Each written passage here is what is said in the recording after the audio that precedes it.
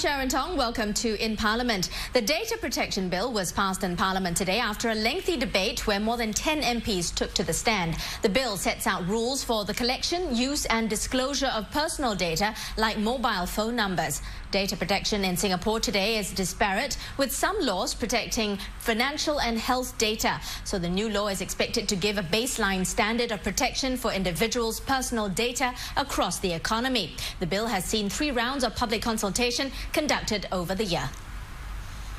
Close to 1,900 responses were received from individuals and organizations, and we took them into consideration when reviewing the draft law. In particular, we have sought to address organizations' concerns about potential compliance costs on maintaining a suitable level of protection for individuals.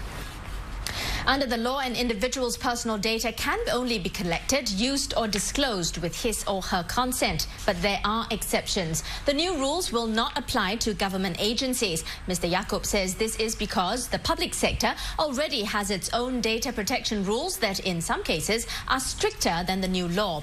Exceptions to the law also apply in the case of investigations, medical emergencies and data that's collected for news activities. Recognizing that there is a legitimate need for artists and news organizations to be able to carry out their artistic or news activities without undue impediments, the bill provides for collection without consent for artistic and literary purposes and for news activities by news organizations.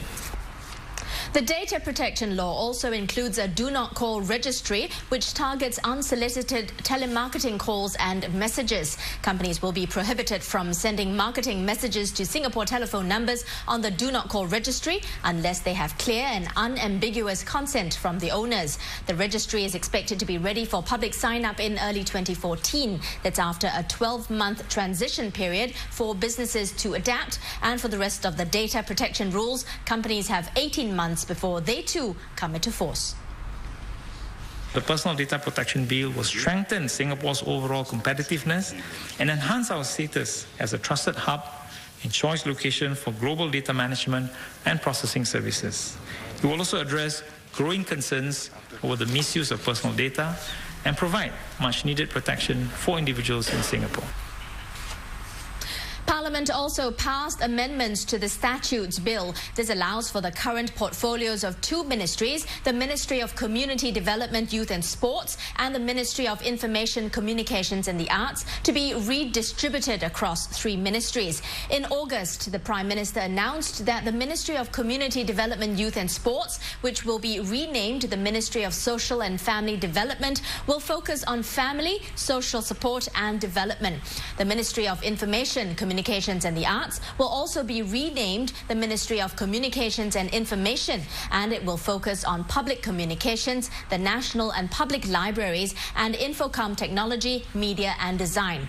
Finally, a new ministry, the Ministry of Culture, Community and Youth, will be created to oversee matters concerning culture, community development, sports, youth, arts and national resilience, all of which now lie within the portfolios of the existing 2 ministries. Minister of Information, Communications and the Arts, Dr. Yaacob Ibrahim, said the redistribution of portfolios acknowledges the growing importance of social and community issues as Singapore enters a new phase of development. He added that the new structures will enable a sharper focus and improved synergies across the relevant portfolios in these areas of work. The restructuring will take effect on 1st November 2012. 9 government bills were introduced in Parliament today. Proposed key amendments to the Misuse of Drugs Act aim to better protect the young. It proposes stiffer penalties for drug dealers who sell to or recruit the young and vulnerable. It also aims to criminalize the organization of drug gatherings. The changes will also empower law enforcement officers to obtain hair samples to enhance detection and deterrence. Changes are also being proposed for the Penal Code and Criminal Procedure Code. This is to ensure an automatic process of appeal for cases where the death sentence has been meted out. The law will be amended for cases where killing was not intentional. It will give the court the discretion to sentence the accused to death or life imprisonment. Amendments to the Casino Control Act were also introduced. Changes include taking into account the operator's abilities to maintain and develop their non-gaming components when deciding whether to grant or renew casino license. Casino marketing arrangements involving Singapore citizens or PRs will be prohibited, and there could be a limit on the number of times a financially vulnerable person can visit the casinos. On the financial side, changes aiming to increase safeguards for the investing public were proposed to the Securities and Futures Act and the Financial Advisors Act. For example, providers of investment products are now obliged to classify investment products according to their complexity. Information given to investors will also be further regulated to be clearer and simpler. The proposals will also widen the scope of provision on false and misleading statements made by financial advisors. Amendments to the Income Tax Act, GST Voucher Fund Act and Road Traffic Act were also tabled for the first reading. Now, during question time, National Development Minister Koh Boon Wan says strong demand for residential property in Singapore is likely to persist as interest rates stay low. In a question to the minister, MP Foo Mee Ha cited the case of a Queenstown flat which was sold for $1 million. The minister said from time to time, some buyers are prepared to pay way above market valuation, but these are exceptional cases. Mr. Koh says residential property prices are stabilizing, but Singapore is not yet out of the woods. He said the latest curbs on loan tenures are to prevent excessive speculation in both the public and private housing markets, and this is in response to abnormal global monetary conditions that are keeping interest rates low. To meet demand, Mr. Koh says the Housing and Development Board is keeping up the current pace of building new flats into next year. In 2011, HDB launched 25,000 new flats, and this year the total will be some 27,000 units. In fact, if not for other policy changes, I will be beginning to wind it down a little bit. Other than because now we have this new subject of catering for singles. So I have to deliberately ramp it up a little bit higher in order to cater for singles. And we are still mulling over it because very hard to put a figure on how much should we cater for singles. The government has stressed the need to maintain a clear line between politics and religion in Singapore. Deputy Prime Minister and Home Affairs Minister Teo Chee Hean said the separation of religion and politics is a long-established principle in Singapore. He was responding to a question from nominated MP Lawrence Lien, who wanted an update on the government's stance on what it means to keep religion and politics separate. Our politics and policies must serve all Singaporeans, regardless of race, language, or religion. The government must not take sides with any religious group when making policies. If politicians use the religion card for their own political purpose and agenda and seek to sway voters through religious appeals, it will sow the seeds of division in our society and undermine the interreligious and social harmony we have painstakingly built. Mr. Teo said he understands and respects that religious groups have deeply held views which they wish to express and to be given due consideration. However, he said there are established formal and informal channels for them to do so. Recently, Singapore's Archbishop Nicholas Chia was involved in an exchange of words with activist group Function 8. This was over a letter he sent to the group on the Internal Security Act. Mr. Teo confirmed that the Archbishop had intended the letter as a private communication to Function 8, but had later decided to withdraw the letter upon reflection, as he was concerned it could be used in a manner that he did not intend and possibly harm social harmony. Those who know well Archbishop Chia and the type of person he is and his contributions to Singapore over the decades will certainly know that he is not one who would endanger social harmony in Singapore. The position he took in withdrawing the letter was consistent with his words and deeds throughout his leadership of the Catholic Church and as a respected religious leader in Singapore.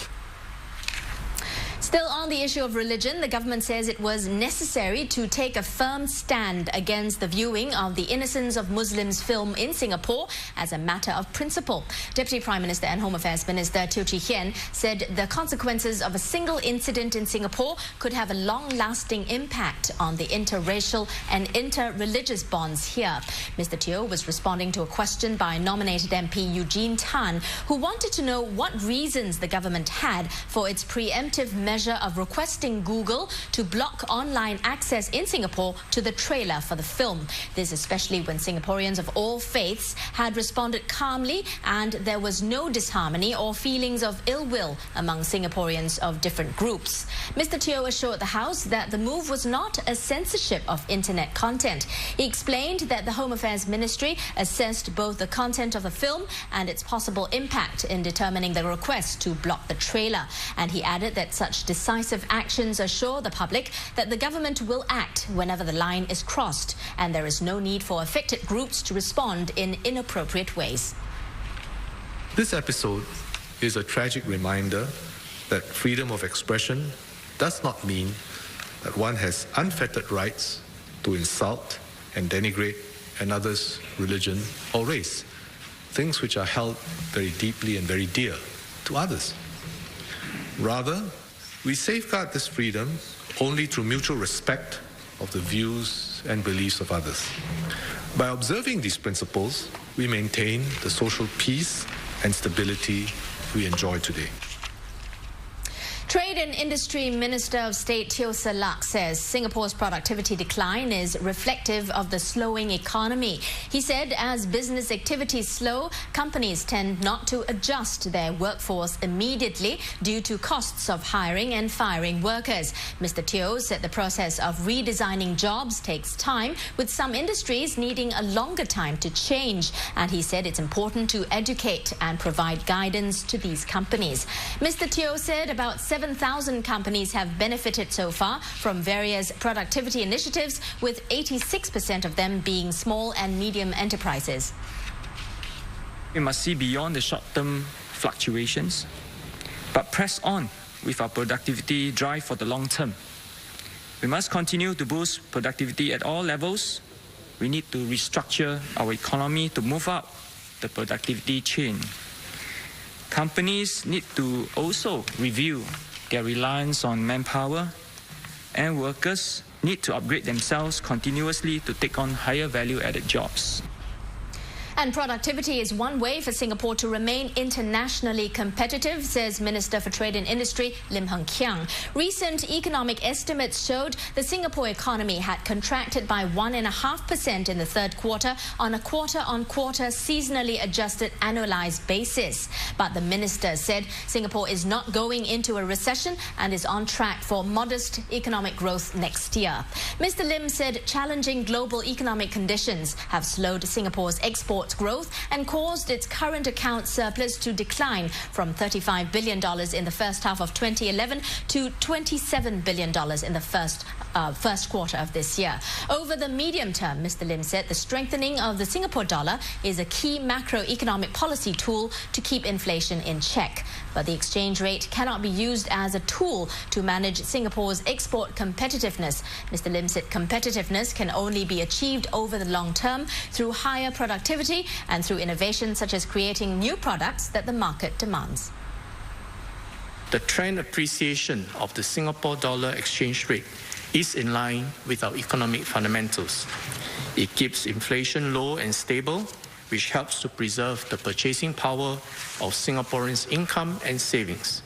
It also provides a stable and conducive environment for businesses to undertake long-term investments, thus enhancing competitiveness and providing the basis for sustained economic growth. Given that Singapore's labour market remains healthy, with strong employment creation and a low unemployment rate, there is no immediate need for the government to step in with measures to cushion the economy from the slowdown in external demand.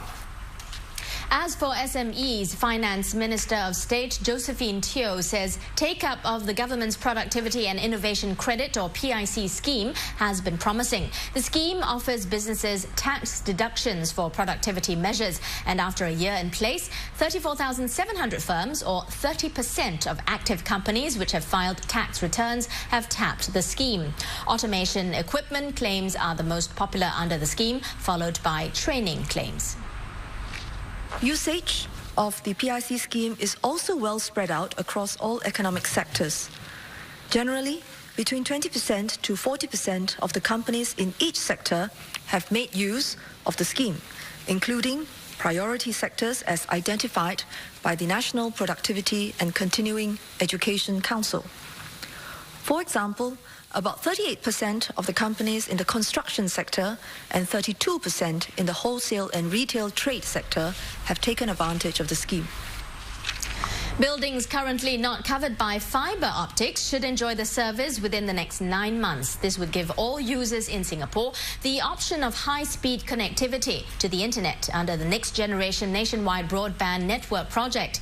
Currently, fibre services are available in 95% of homes and businesses, but for the remaining 5%, the rollout is taking longer than expected. To meet the new 9-month target, OpenNet, who is responsible for operating Singapore's fibre platform, has already increased its capacity. Beyond the 95% mark, the areas that they have to cover is very wide, and so it's not possible for them to cover each area with the same speed and frequency as we expect for the 95% rollout. But certainly we continue to press OpenNet to ensure that they can roll out the remaining 5% as soon as possible. Now, after falling steadily in the past 6 years, the number of haze causing hotspots in Indonesia has suddenly spiked to numbers that now exceed those in 2006. Minister for the Environment and Water Resources, Dr. Vivian Balakrishnan, said this is a considerable backslide. And Singapore, as chair of the Sub-Regional Ministerial Steering Committee on Transboundary Haze Pollution, is actively promoting regional collaboration to address the haze problem. A new initiative the committee is looking into is using satellite mapping to identify companies whose concession areas see excessive fire outbreaks. But the minister said law enforcement can only do so much. There are several evidential difficulties with this. First, if you actually looked at the list of concessionaires, you will realize that there's a whole web of companies, shell companies, subsidiaries, joint ventures, and a variety of business arrangements behind the clearing of land and the planting of oil palms. So that's first level. Second level is that actually in order to achieve prosecution in court, you need to have caught the person in the act. Circumstantial evidence on its own, probability, may not be sufficient. The third difficulty is that these are local crimes and need to be prosecuted in local jurisdiction. So what we can do more of now is to introduce more transparency, list out who owns which pieces of land, list out the number of hotspots which are occurring in real time in those pieces of land, and then this is after that, this requires actually the involvement of consumer groups, of non-government organizations, international organizations, who all have a stake in this value chain. I think that's the only effective way, because you can pass all the laws you like in the respective governments, but if you can't enforce your laws, and you can't ensure that people comply with regulations and rules which are common sense, this problem will keep recurring. Singapore is not ready to deploy nuclear energy until safer technologies have been developed. Second Minister for Trade and Industry S. Iswaran said a 2-year pre-feasibility study showed the risks involved still outweigh the benefits at this point. So the government will wait for technology and safety to improve further before reconsidering nuclear energy. However, Mr. Iswaran added that Singapore will continue to develop capabilities to keep its options open for the future. future. This includes building expertise in nuclear science and tracking developments in emergency response and radioactive waste disposal. We will therefore support research in relevant areas of nuclear science and engineering and train a pool of scientists and experts through education programs in local and overseas universities. We will also play an active role in global and regional cooperation to share best practices in nuclear safety, coordinate emergency planning and response, jointly develop human resources, and discuss the implications of regional and global developments. An MP for Nee Soon GRC, engineer Dr. Lee Bee Wah, filed a motion for the adjournment on the standard of cleanliness in Singapore. Citing experience from her own ward, she stressed everyone should play a role in keeping the environment clean. In the Khatib Centre, we have cleaners cleaning 9 a.m. as well as 5 p.m. So last Friday, I told Town Council cleaners not to do any cleaning from 5 p.m. onwards. And Saturday, myself and about 100 grassroots leaders and community leaders went to Khatib Centre. We picked up bags and bags of rubbish. I'm sure this is not uniquely Nee Soon South. It happens in a lot of places in Singapore. And perhaps we have indeed become complacent. Perhaps a new generation has not learned the lesson of what filth and grime can impact on environmental health. Deputize senior members of non-government organizations and maybe even for grassroots organizations to act as enforcement officers, to have a warrant card and to be properly trained, as you mentioned. And also, unfortunately, I think it is time for us to review the fines and the penalty regimes for littering. Parliament sits again tomorrow. Good night.